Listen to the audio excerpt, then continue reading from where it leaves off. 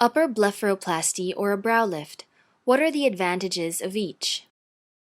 I am in my late 30s and have thin, pale skin that is prone to wrinkling. I feel that my eyelids are heavily hooded for my age, and I'm considering either an upper blepharoplasty or some sort of a brow lift, thread lift.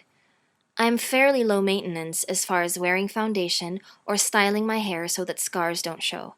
Any input would be welcome. Thank you for your question.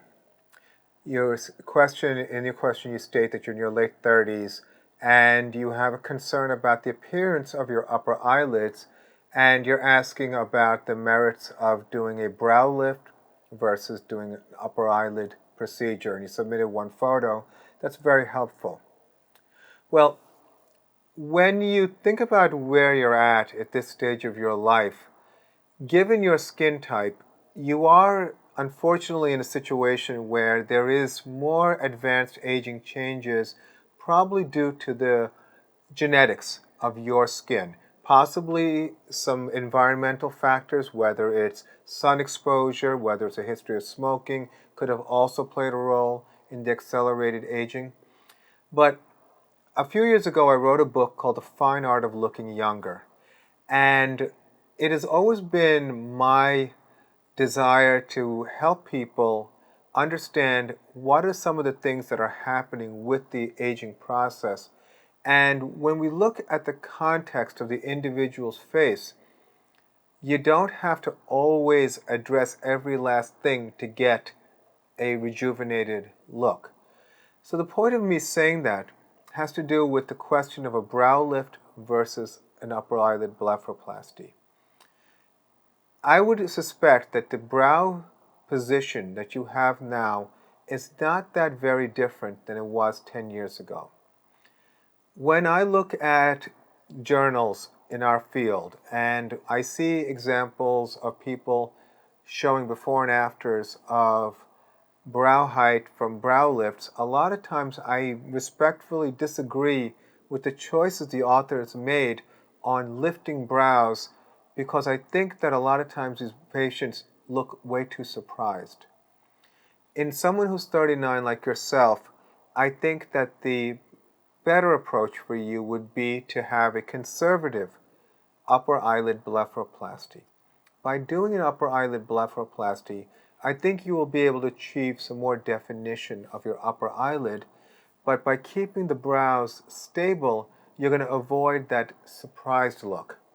There's a lot of people walking around whose eyebrows are lifted a little too much and they look perpetually surprised. If you just want to get a sense of that, just raise your eyebrows a few millimeters and you'll see how much of an impact it has on your facial expression. When you have upper eyelid hooding, it actually ends up dominating the shape of your eyes. So you may have a beautiful almond shape to your eyes, but if you have hooding, it makes the eyes look sad and it looks like you're tired. So I think that you would probably benefit from an upper eyelid blepharoplasty, but the key is not to be overdone.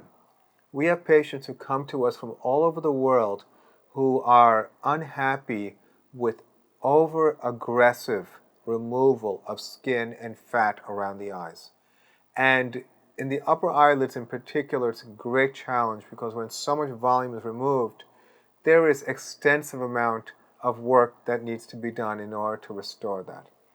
So what I always tell my patients is we communicate, we draw, they see what we're going to do, and they have a clear understanding of what's going to happen and what they can anticipate. In fact, I roll their eyelid in and show them what they can anticipate. I think being conservative is a good strategy. It's always possible, if necessary, to enhance. But I think when you're this young, it's really important not to be overly aggressive. So again, I think my advice would be do the upper eyelid blepharoplasty, do some research, find qualified, experienced, artistic cosmetic surgeons, and get a sense of really their understanding of what your desired look is. And once you're comfortable with that, move forward with the procedure. And of course, also ask the question, which I didn't mention, about how it's done, local anesthesia versus light sedation versus general anesthesia.